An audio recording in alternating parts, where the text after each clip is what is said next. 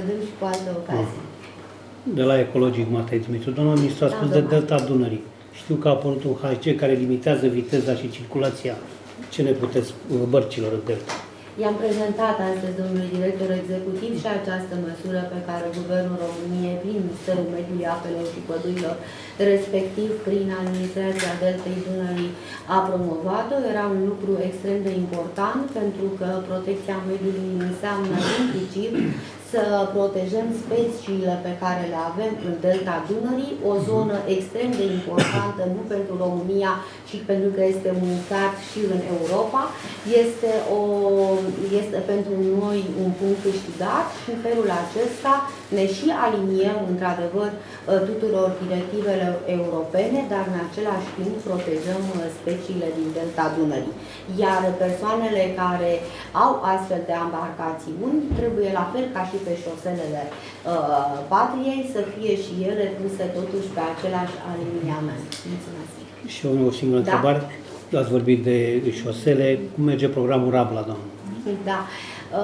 Pot să spun că bine, sau eu pot să zic că chiar foarte bine, pentru că totuși din cele 25 de etichete electronice pe care noi le-am avansat, respectiv 20.000 pentru persoane fizice și 5.000 pentru persoane juridice, aproximativ 50% din ele deja au fost validate, peste aproximativ 10.600 de astfel de etichete, din care aproape 90 și ceva la sută sunt pentru persoane fizice și numai vreo 300 și ceva sunt pentru persoane juridice. Dar un lucru extrem de îmbucurător pentru mine și mă bucur că nu m-am înșelat atunci când am mărit numărul de etichete și valoarea rablei pe 2015 este că aproximativ 328 de persoane fizice au accesat de a-și lua o mașină care să aibă un motor care să polueze, să emite emisii de dioxid de carbon sub 100 de grame pe kilometru sau mașini hibrid.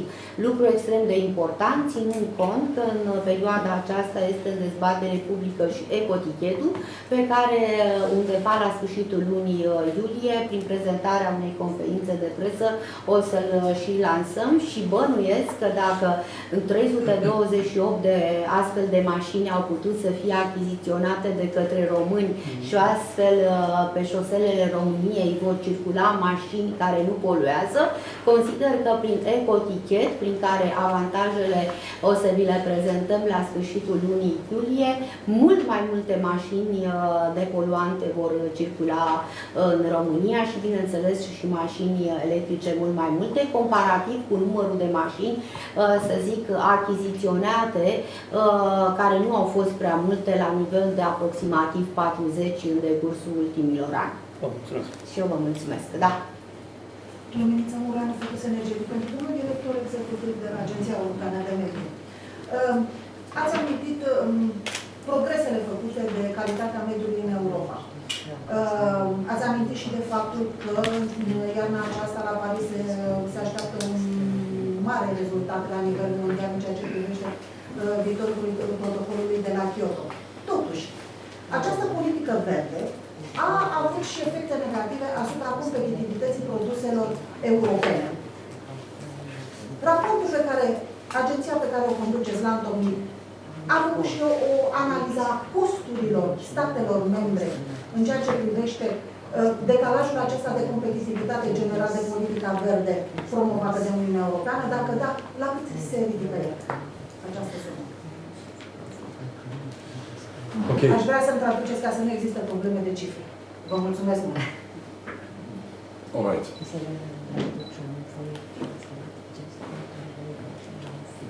Okay, very good. Well, yes, indeed, we will have the Paris COP.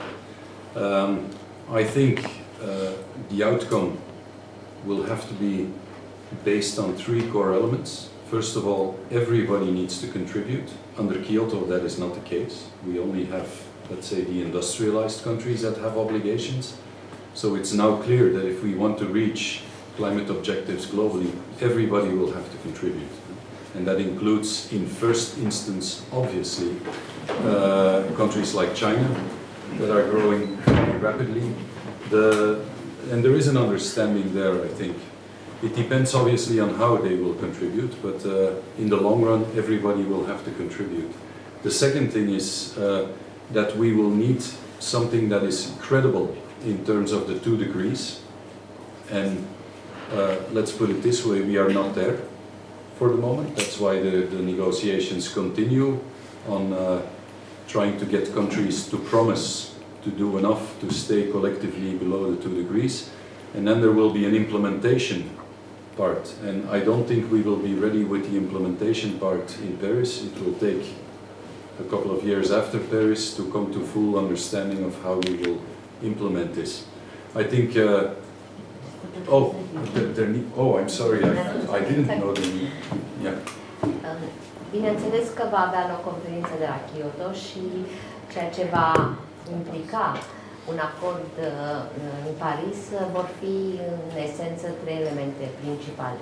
În primul rând va fi obligația pentru toată comunitatea mondială să contribuie la acest acord. Deci nu mai este o responsabilitate divizată, toată lumea va trebui să contribuie și în acest context țări cum sunt China vor trebui să fie parteneri majori în cadrul acestui acord. Bineînțeles. Un al doilea element este cel al targetului pe care l-am propus de a ne menține sub acele 2 grade în materie de ridicare a temperaturii și care va presupune, bineînțeles, că aceste negocieri să aibă un caracter pragmatic realist. Cum vom putea să atingem această țintă față de care în prezent nu suntem încă în parametrii necesari. Al treilea element este acel al implementării. Cum vom transpune aceste acorduri, aceste obiective pe care le luăm la nivel global în pași concreți pentru a putea atinge în următorii ani. Deci pe mine mă interesează cât a costat Europa să ajungă la stadiul acesta.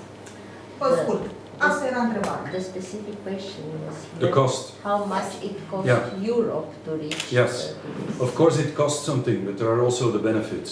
Yeah, and we often tend to forget that. And I can tell you quite clear, there is not a single study that illustrates that environmental or climate policies are bad for the economy. At a macro level, they improve employment, they improve competitiveness. This is illustrated every single year again at Davos, where the top of the economic system comes together, and where the key report on competitiveness, which is done by Dan Porter and Esti from Columbia and from Yale University, is every year presented there, and they are very clear. There are benefits to environmental policies and climate policies for the economy, both in employment and in competitiveness and innovation. The same is done at the European level to a certain extent, and the lead economist there is Paul Ekins from the University College in London. So I have to say very clearly, you cannot find a single study that says that overall environment and climate policies are bad for the economy. That doesn't mean that there cannot be costs for a specific sector. That's something else. That's something very different. So I think policies should be designed in a way that they allow a sector to make a transition and to adapt technologically to a new set of standards. And you do that through subsidy systems, tax systems, support for R&D. But it's a fallacy, it's really a fallacy to think that this type of policies are bad for your economy. They're not. There is a cost, but there is a benefit. And the benefit is that this is exactly where Europe is competitive, where we are adding patents, where we are adding jobs, where we can compete with the cheap Chinese labor, and where we can compete with an American economy that doesn't have the same rules on efficiency and on the environment. So they are competitive exactly in those places where you don't need high resource efficiency and where resource costs and energy costs are not very important. And to give you a very concrete example, when you go to the United States and you see a parking lot, yeah, there are always 3 guys running around there, right? Why? They don't cost anything compared to Europe in general. If you go to a European parking lot in Brussels, there is not a soul to be seen, it's machines. Yeah? Labor cost and legislation, we have taken a different route and we are just as competitive. In the top 10 economies in the world, there are 5 European countries that are the most competitive. They are the countries in Europe that have high labor costs, big governments, but that are highly innovative and that focus completely on this type of economy. So that sort of contradiction is not there at the economic level. For certain sectors, yes, there are costs. But there is very good research that also illustrates that companies are not moving for environmental legislation because it's a marginal part of their cost. They are moving for labor cost. They are moving to evade the cost of our social system in Europe, which you don't have to pay for when you go to Asia because there are no serious social systems to be paid for, and they move for market penetration. They don't move for environmental legislation. I mean, there is no evidence of that. The race to the bottom, as they call it, is a race to the bottom on labor cost and on social expenditures. If you go to Vietnam now, you will see Chinese companies who are producing in Vietnam, not because of environmental legislation, it's for labor cost. And we see the same thing in Europe. Companies don't move around Europe for environmental legislation because it's the same in all of Europe. They move for labor cost.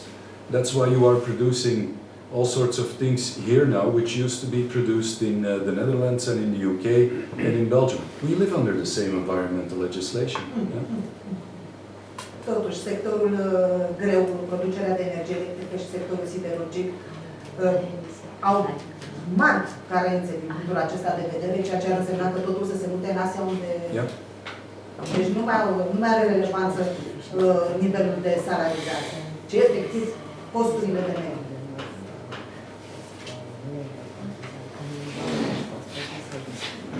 Okay, I will be very happy to receive any study that shows that they move to Asia because of environmental legislation. There is no evidence of that. Poluarea este globală. Yeah, that's true. That's true. That's why we need strong international agreements. Okay. Hello, I'm Mihai Peticilă from ProTV. I have a question for you first. Sir, we have had yesterday, or maybe the day before yesterday, an article in the Telegraph that told us it was like a warning about a mini ice age that will come in about 15 years from now. So are we prepared for this? I mean, okay, if the climate is really gonna change, do we take measure for this? How do we stay now? What your prediction says? Are we prepared for an ice age? No. The answer is no. We are preparing ourselves for climate change in the other direction, and it's not if it is going to happen, it is happening. It is happening. So we are preparing for what we observe. And so what we are observing on a global scale.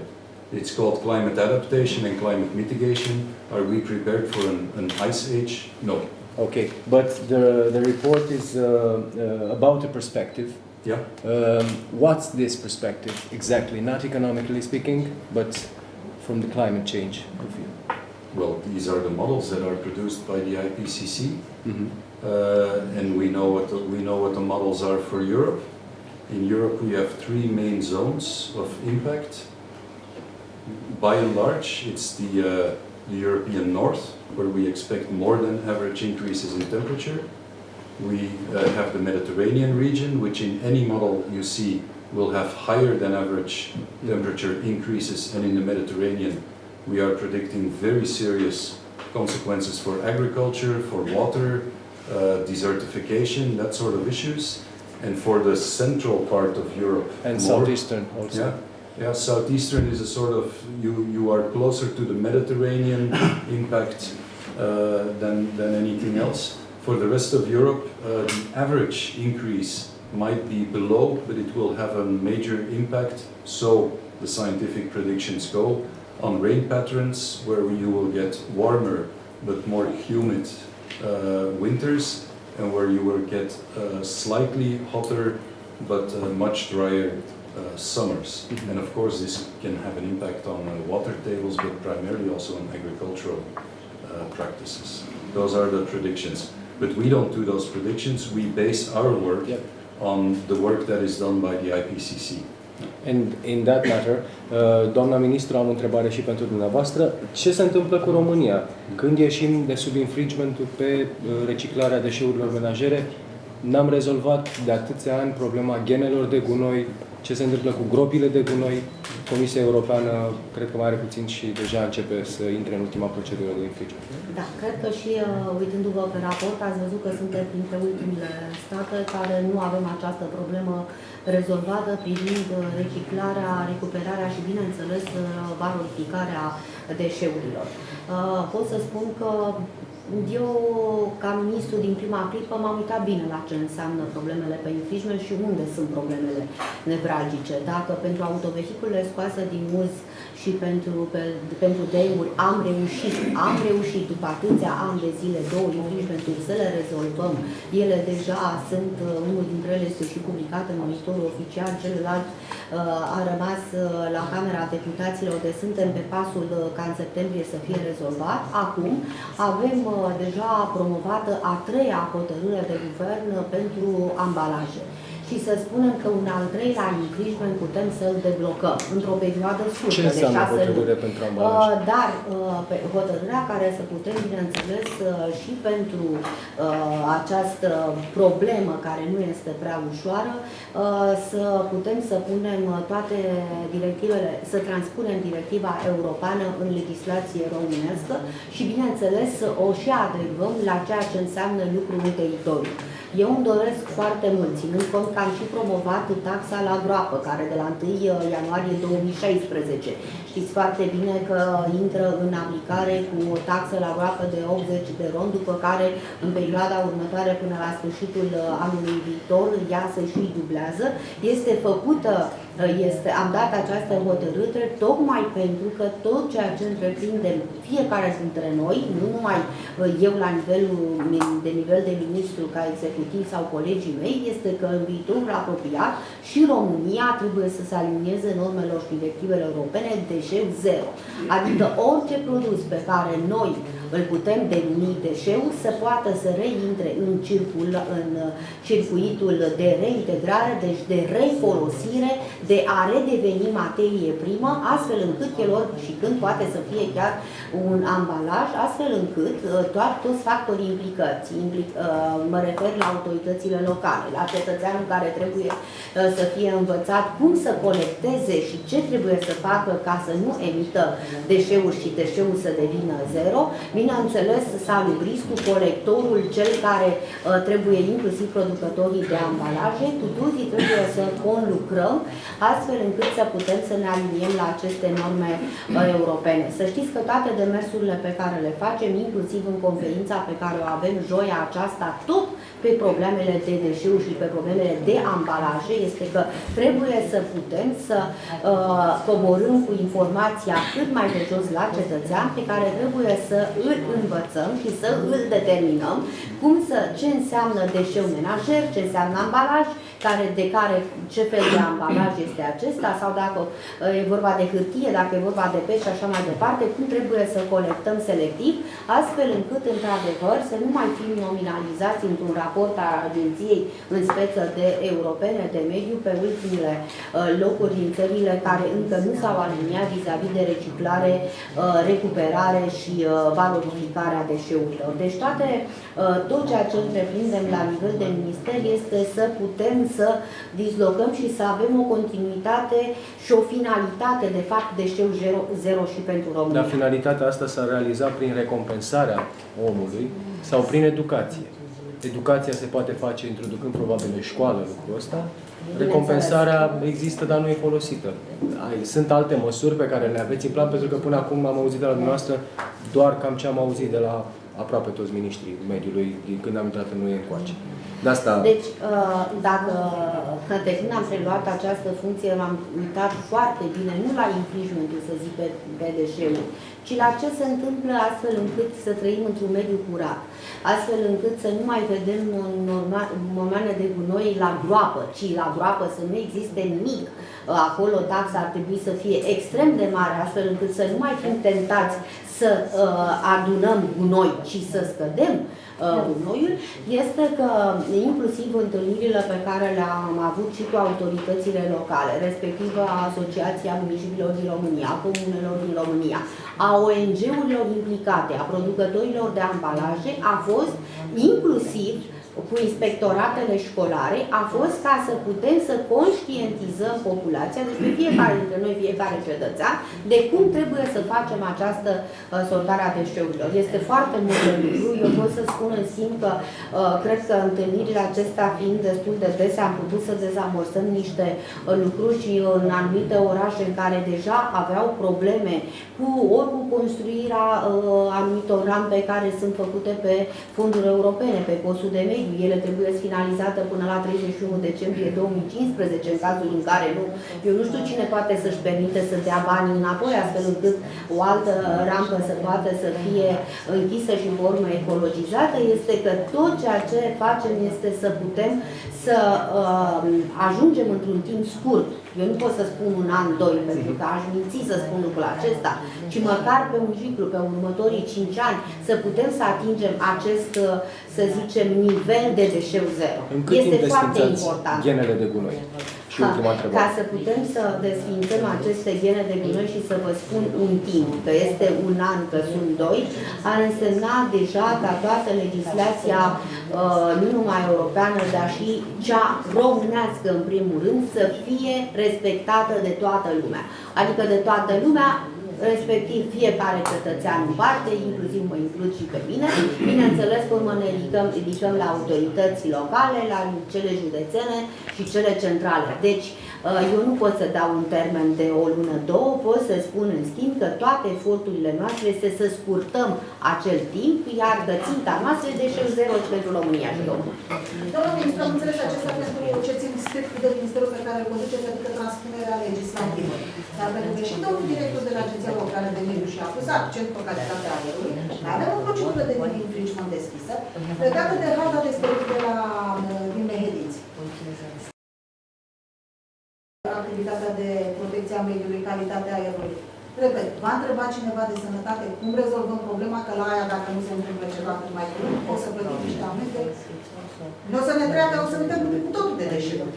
Ca să fac o glumă, nu știu dacă de sănătatea mea personală s-a interesat sau m-a întrebat cineva, pot să spun în schimb că eu, implicit domnului președinte Toma Petcu, președintele Agenției de Protecție a Mediului, inclusiv Cărții Naționale de Mediu, am atras atenția nu numai pentru această caldă, ci și pentru toate celelalte și am făcut grupuri de lucru cu Ministerul Economiei pentru celelalte și celelalte spețe pe care le avem în desfășurare și pentru care avem infringement. Și nu numai cu Ministerul Economiei în speță acum că am avut această problemă, și cu energie dacă a fost nevoie, și cu celelalte ministere, astfel încât să deblocăm cât mai repede problema. Pentru că chiar dacă problema aceasta o gestionez eu la nivel de Minister al Mediului, pentru că reprezint mediul și pentru că sunt probleme naționale, să zic, de mediu și pe verticală ele sunt de fapt promovate de alții factori, este că noi nu trebuie să dăm vina unul pe ceilalți și trebuie să lucrăm astfel încât să găsim optimul. Cred că deja pe toate spețele s-au cam găsit puncte comune, astfel încât să începem pași, chiar dacă ei sunt un pic mai înceți la început. Și ce pas comun s-a găsit, efectiv, unde suntem acum la pentru și-au îndeplinit unele dintre atribuțiile pe care le aveau cei care au un atribut respectiv Ministerul Economiei, câteva dintre, să zic, măsurile pe care le-am impus în urma formării grupului de lucru, ele rămân în perioada următoare să poată să fie desfășurate, s-a dat un timp, un termen, astfel încât ele să putem deja, iar noi să putem să le rezolvăm până la final. Iar noi mai avem un lucru extrem de important pe care le-am și cerut colegilor mei, comunicarea. Pentru că atât Comisiei Europene, cât și implicită în speța astăzi Agenției Europene de Mediu, atunci când este cazul, este normal să informezi fiecare pas pe care l-ai făcut ca să duci la îndeplinire o anumită măsură. Noi de foarte multe ori nu am comunicat Comisiei Europene, lucruri poate că extrem, ți se par minore, dar extrem de importante și suficiente pentru a ajunge la Curtea de Supremă. Doamna ministru, da.